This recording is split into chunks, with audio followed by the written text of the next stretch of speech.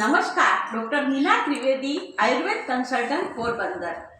હમણાં આપણે ગયા એક વિડીયોની અંદર આપણે ઘડો વિશે જોયું। હવે એના વિશે વધારે જોઈએ।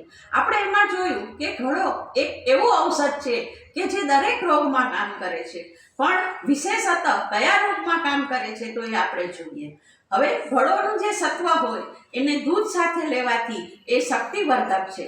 આપણા વાળ જે કાળા રહે એના માટે ઘડોનું ચૂર્ણ છે એ ભાંગડાના રસ સાથે લેવાનું અને વધારામાં ઘડોનો રસ અને ભાંગડાનો રસ બે મિક્સ કરી અને માથામાં લગાડવાના।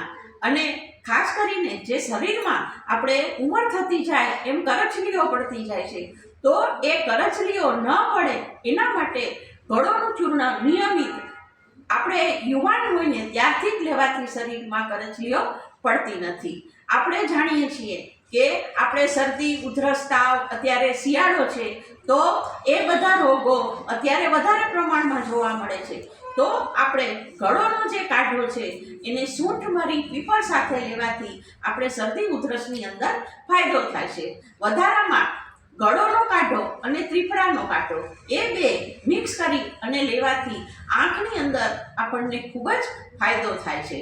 તો આવા ઘણા બધા આપણને ગળોના ફાયદા છે। વધારામાં જે હૃદય સૂર એટલે એન્જાઇના અને બીજા કોઈ પણ પ્રકારનું સૂર થતું હોય ત્યારે આપણે ઘડોનું ચૂર્ણ કે ઘડોનો કાઢો લેવાથી ફાયદો થાય છે।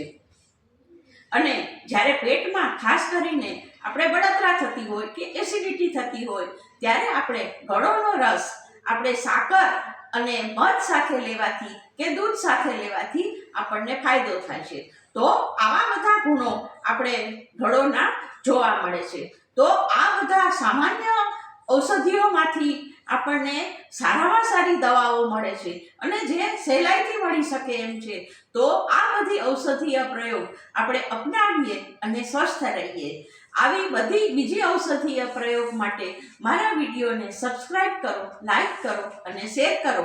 અને વધારામાં તમને કાંઈ પણ તકલીફ હોય તો આની અંદર જે નંબર આપેલા છે એના ઉપર તમે મારો કોન્ટેક્ટ પણ કરી શકો છો। ધન્યવાદ।